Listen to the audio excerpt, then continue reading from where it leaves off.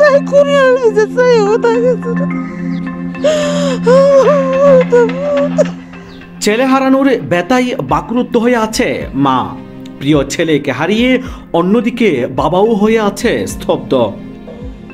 আর বললো না। সুখে পাথর মুরাদের বাবা সাইফুল্লাহ বলেন, ছেলের সাথে তার বন্ধুত্ব ছিল অনেক গাঢ়। সেই প্রাণপ্রিয় বন্ধু তরতাজা ছেলেটি আর নেই। এসব বলে মুঠোফোনে ছেলের ছবি দেখছেন আর মা বাবা দুজনেই ভেঙে পড়ছেন কান্নায়। মুরাদের বাবা বাহারচড়া ইউনিয়ন আওয়ামী লীগের সভাপতি সাইফুল্লাহ কোম্পানি খুনির দৃষ্টান্তমূলক শাস্তির দাবি করে জানান, তাদের আর কোনো চাওয়া নেই, ছেলে হত্যার বিচার চান তারা।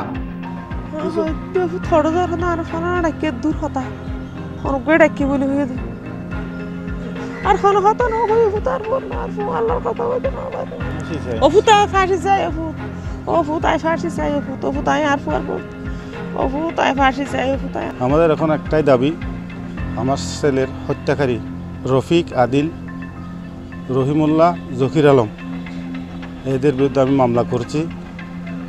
আমি আদালত, আইন আদালত, পুলিশ সবার কাছে একটাই দাবি, আমার ছেলে হত্যাকারীর ফাঁসি চাই আমি। এদিকে মুরাদ হত্যাকাণ্ডের আগে কয়েকটি ঘটনা ঘটে যায়। অভিযুক্ত রফিকুল্লাহ ও আদিলের মোটরসাইকেল চুরির একটি সিন্ডিকেট আছে।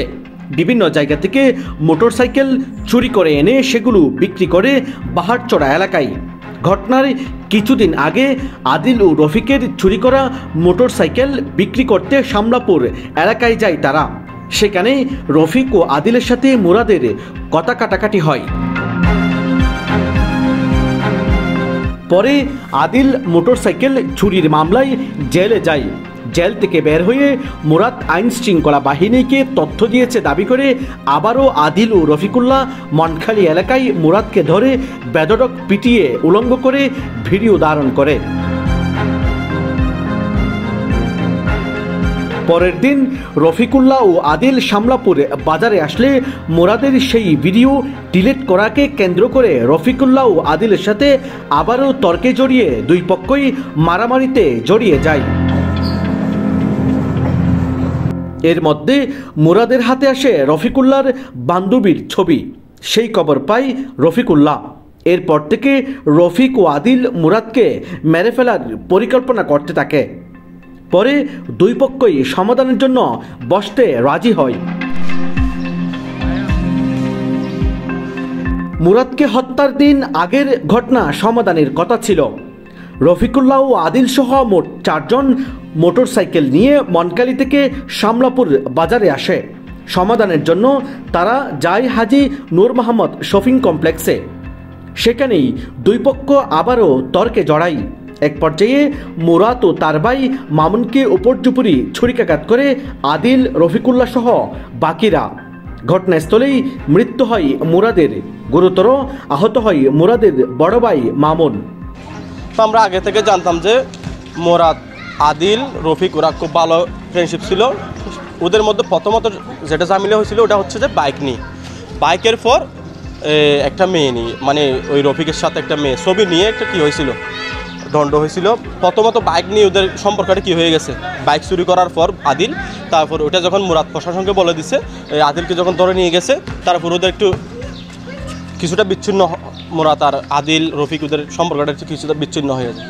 তারপরে গিয়ে আপনার কিছুদিন পরে গিয়ে একটা ছবি নিয়ে বাড়াবাড়ি দণ্ড হয়। দণ্ড হওয়ার পরে শামলাপুর বাজারে এসে এই খুনি রফিক আর আদিল আমার বাইকের নির্মমভাবে হত্যা করে।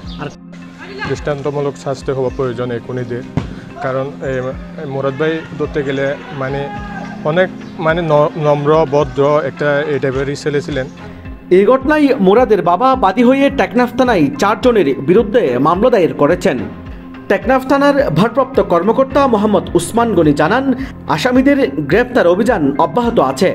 বিভিন্ন মাধ্যমে তাদেরকে গ্রেফতারের চেষ্টা করছেন বলে জানান তিনি।